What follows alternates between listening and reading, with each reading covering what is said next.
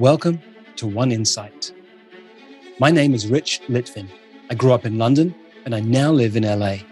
And this is a podcast for extraordinary top performers and their coaches. You see, I've coached some of the most successful and talented people on the planet. I can see what most people cannot see, and I dare to say what most people wouldn't dare to say. And what I know about success is that on the other side of it, it can be incredibly lonely. You can feel more of an imposter the more successful you become. And when you're the most interesting person in the room, you're actually in the wrong room. Clients who are more successful, more intelligent, and wealthier than you need your support more than they know and more than you can imagine. I coach around insight. Life looks one way, something happens, and the world looks different, and your entire world changes. It can happen in an instant. And this podcast is called One Insight because a single insight can change everything. You're going to hear me working with Shermain. He's got a background as a leader, leading and managing in retail chains, in call centers. And he's known for 4 words: I've got your back.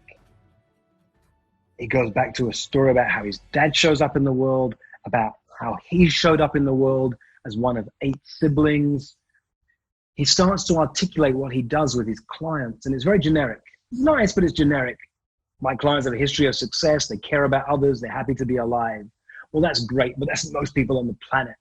So I draw out from him some of the secrets to his own clients, their struggles and their successes, because I know that your dream clients are a reflection of you. And I reflect that back to him, and he feels seen himself. And we get to the end, and I know we're there because he has no words. He says, wow, and that's it. And that's my experience. I got to do with him what he does with others. I had him feel seen. I had him feel appreciated for what he does. This is fun for me to do. And as you listen, play out the stories for yourself. Imagine I'm speaking to you and asking you these questions. Enjoy. Hi, Shermain. Hey, Rich. Thank you for saying yes to this. I'm honored that you trust me. You're welcome. Let's play. I want to find out a little bit more about you and your story. So coaching as a professional coach is relatively new for you, right?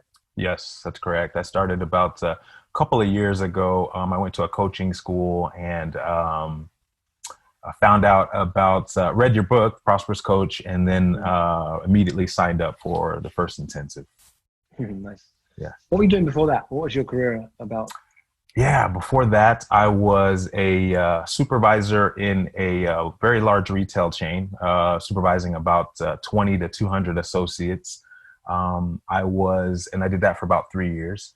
I was in the technical services field. I supervised a team of. So hang on, which end of your career was that? Was that when you started? Is that? Oh, it was most recent. So right. Okay. Should I go back to when I? No. I'm just going to get the order we're going in. So, yeah. When you say supervisor, is that what people would commonly call a manager, a leader? Yes, I was a assistant store manager for a very, very large, low price retail chain in the United States. Yes. Yeah. Yes.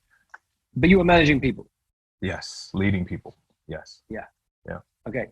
How long did you do that for? About 3 years. What were you known for? There, I was known for caring for people. People felt like I had their back. People felt like they were important when they interacted with me. Tell me back before that. What was the career path before that? I was a supervisor, a leader in a telecommunications company in a call center where I led about 20 to about 200 people as well, depending on kind of who was on shift. And again, what were you known for? There, I was known for being the expert, the go-to guy. Also for the same thing, for really just helping people feel seen and as a result of them feeling seen, my results were really, really good. Mm-hmm. Mm-hmm. Tell me about your results in either of those organizations. What kind of results? Yeah. The thing that I was most proud of was turnover. So turnover reduction, the ability to keep people. In a lot of organizations, a lot of leaders have problems with turnover. And because people felt seen, they felt like they mattered, they felt appreciated, they stayed longer. They were happy. Mm.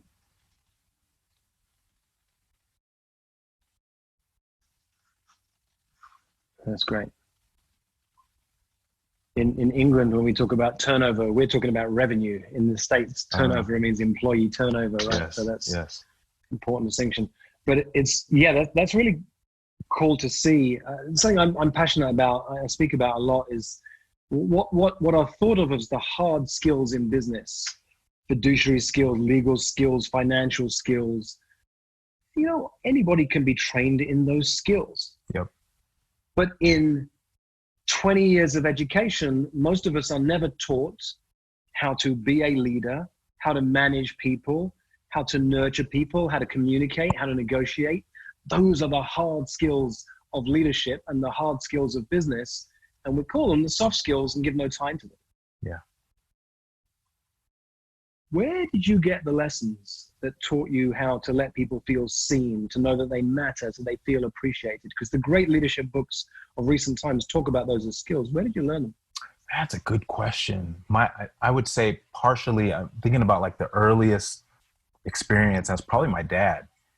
He would always take time for people, mainly people that were that needed help. So I think I'm mirroring him. He always saw people that were just in need, and he would try to fill that need. And so I really think that's where that came from. Yeah. Now, because I know a little bit about your story, you, if I'm right, you were the oldest of how many kids? There are 8 of us. So I'm the third oldest of 8. Yeah. Okay, so you're the third oldest, but you also saw people in need and took time for people, and they were your siblings. So tell me about that. Tell me back in time to when you were a leader naturally as a sibling. Yeah, so I think what you're thinking about is because between my older sister and my older brother, there's that gap there, and so when we would going to school and coming back from school, I was in charge of caring for them. So I had to make sure they made it safe, between those 2 places, and them being the 5 youngest. Correct, the 5 younger. Yep. So, yep. Were you told this is your job? Did you take it on as a response? No, I was never told it was my job. It was I just took it on, and I have a twin brother who is 5 minutes younger than I am, and I just took it on. I wanted to make sure everyone was safe, and I did. It's funny being a father myself. You don't have kids yet, right? No. It's funny being a father. You see things. You can hear about nature and nurture. I'm a biologist by background, but your kids come into the world and you see they have a personality that has nothing to do with you. They show up with insights and ideas about the world, and you showed up with this insight. And you had a twin brother, but you just knew inside of you is this is my responsibility. I'm going to keep everyone safe. Yeah. What have you struggled with most for most of your life, Shermain? What have I struggled with most of my life? Believe it or not, coming from a family of 8 siblings, I struggled with feeling seen, feeling I felt alone a lot growing up, although I was surrounded by all these people. Well, because of the work that I do, there is no irony in your biggest gift is having other people feel seen and feel connected. We often teach what we most need to learn, that place of where it was a struggle for you. You saw that in others and you helped them so they didn't have to deal with that struggle that you Exactly. did. Yep. Mm-hmm. Yeah. Who are your clients? Who do you love to work with? I love to work with, people like me. So people who have success in the past, a history of success, people who care about others and are willing to do things for others, people who are just happy to be alive and happy to give back and want to learn, want to grow, and want to make a difference in this world. You caught the first part, which is the one that most coaches miss. Your dream client is the person who looks back in you in the mirror every night. So you know that, you get that. History of success, care about others, happy to be alive, want to learn and grow and make a difference. That's you, right? And there's a place where that's at a high level of abstraction. And so if I said to anyone listening to this right now, do you have a history of success? Do you care about others? Are you happy to be alive? Do you want to learn and grow and make a difference? Most people listening to this right now would go, yeah, that's me. We have to somehow narrow that down. So some of them go, nah, it's not me. And others go, oh my God, I thought nobody knew that about me. Tell me about one of your favorite clients. You don't have to say them by name, but tell me something about them. What is it that you love about them? Sure. One of my favorite clients, what I love about her is her energy. She, when I get on a call with her, it's just her energy is so infectious. And she's just real. She's just like her authentic self, and she's just real. And then she's got that energy, and it's either way. So it's however she's feeling, she's all of that. She's feeling all of it. And I think that's pretty cool. What's her biggest struggle, even the secret one that she doesn't even see for herself? Her biggest struggle, let me think about her.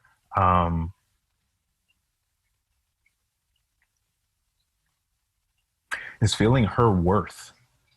She didn't feel like she mattered, and that got in the way of her.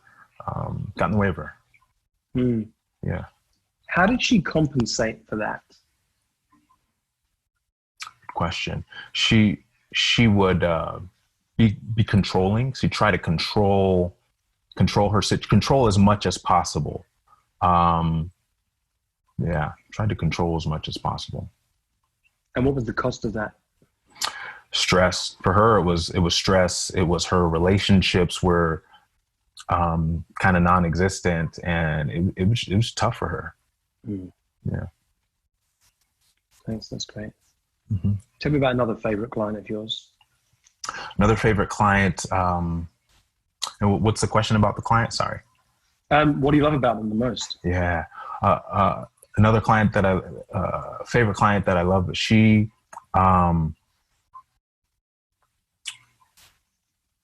was all about her job. She loved her job, and she loved the people, and she wanted she for a long time wanted this vice president position, and she got it. And so I loved her tenacity. I loved her just stick to it-ness, for lack of a better term. And I just thought that was awesome. Yeah. Nice. And what's been her secret struggle underneath all of that? Her secret struggle is it was the job over anything else. Her struggle was she came from she grew up and her parents were, it's all about the job for them. And she could never be idle. She had to always be doing something. That's what she learned. And so she put her everything into her job, and yeah. Yeah. Tell me about one more client that you love, that inspires you, even if you work with them pro bono or not very long, but just someone who really inspired you when you work with them. Yeah. One other client that really inspired when I worked with him, what I loved about him, it was again his energy, and he was stepping into his fear. He really was up to big things, and was willing to step into his fear without not worried about the cost. Yeah. And that was so admirable. And what was the dark side of that? Because that's amazing, but there's always a dark side to a gift. What's the dark side of that willingness to step into his fear? I think his dark side was he sometimes would go at any cost. He would not think about things, and he would just go. And and he sometimes didn't see the people he was trampling over, or the relationships or anything like that. He would go and not necessarily bring anyone with him. Yeah. Yeah. So tell me how this lands for you. If I tell you about a client that I know, I know you've seen me do this before with other people, but just see how it really lands for you. Sure. If I'm right, there's a client I know who I think you'd love. This client, their energy is infectious. They're real. This person loves their job. It's all about the job. They're tenacious. They have this sense of stick-to-itness, and they're willing to step into their fear. At the same time, all of those gifts have a dark side, because what they struggle with the most is feeling their worth. Like underneath it all, not really feeling that they matter. They'll put their big mission out into the world, their job or whatever else it is, but it will be over everything else. And there'll be a price they pay for that. Maybe they're controlling in some ways, but it brings in stress, and their relationships can be burnt out completely because of it. And when you go at something at any cost, you can sometimes trample over people and not bring people with you. How does that land when you hear that person described? You know anyone like that? Yeah, it's me. Yeah. Yeah. Ooh. So this is great. This is a beautiful exercise to do at some point. If you think of your 3 favorite clients, it helps you to draw out who you are and who you work with. But now we can get into the detail, from the generics of a history about success and caring about others, to when you can touch on the secret pain that people feel, because you know it from the inside out. They go, oh my God, I didn't know anybody else knew this. So let me play and see what I come up with, and speak you into the world, and see how we can create Shermain in a powerful way. All right. So you can sit back and relax, and let me see how I play. Just let it wash over you. See how it lands. This is more like listening to a piece of music. You're not trying to listen to, oh, I didn't like that note, let's change that note. It's like, let it come over me, and then we'll see what the impact it has on you and where we go. Okay. I think I'll speak this into the world as if I'm you. It feels like the right way to do this. So my language doesn't have to be the same as it will be when you say it, but let's play.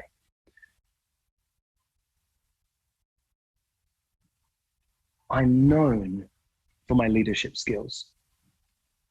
From working in large retail chains to working in call centers, managing groups of 20 people or 200 people or more, I'm a manager and leader at my heart. What almost always happens when I go and work in a team or organization is that we reduce turnover. We cut down the number of people who want to leave, and we increase the number of people who want to stay. You see, I'm known for caring for people, making people feel important.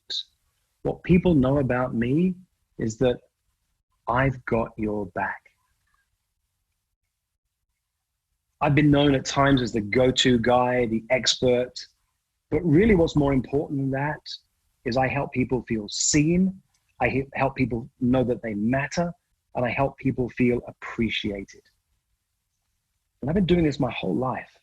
My dad modeled this for me. He always took time for people. He always saw people in need and found a way to help them. Me, I was one of 8 kids. And somehow I took it on at a young age that I was responsible and I would take care of my younger siblings.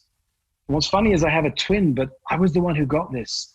And I was the one who took on a responsibility, wasn't told to take care of them, to make sure they got to school safely and got home safely. The irony that I'm the person who's known for helping people feel seen is that for most of my life, I haven't felt seen. Going all the way back to that childhood, being one of so many children, there were moments when I could feel very alone in the middle of all that noise and chaos. let me tell you about the kind of clients I work with. You see, my clients have a history of success.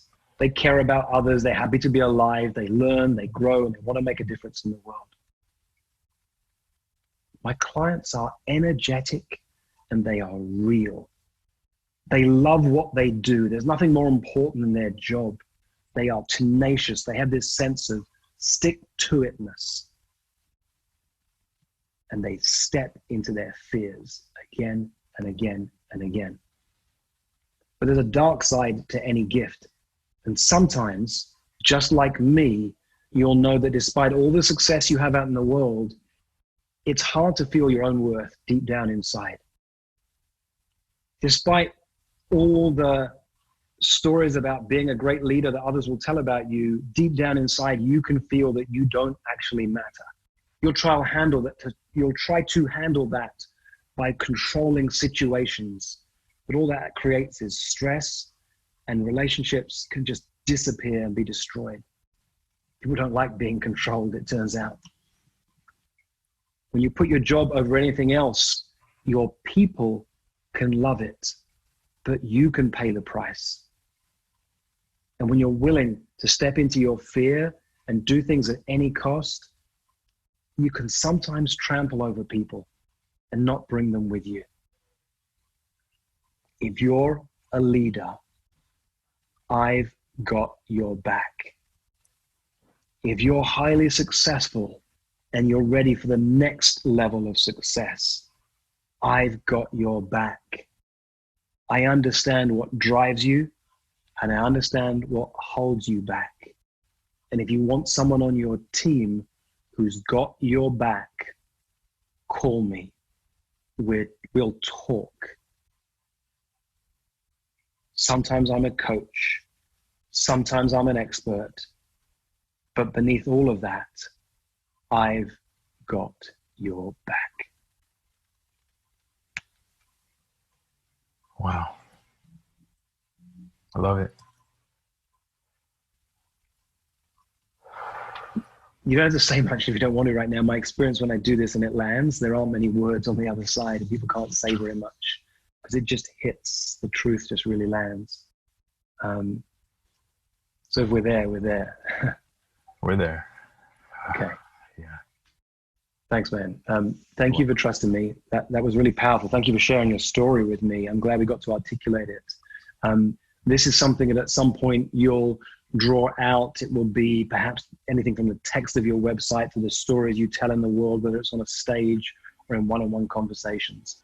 It's so real. That's why you've got no words right now on your end, but your people will feel you.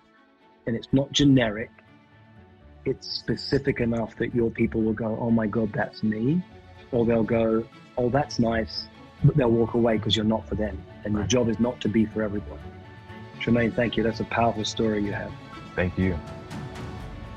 For most of human history, it wasn't called coaching. It was called leadership. And it's what I love to do, to coach people, to lead people, and to mess with people's thinking. If you'd like more of this, or if you'd like to learn more about our community of extraordinary top performers, go to richlitvin.com/oneinsight.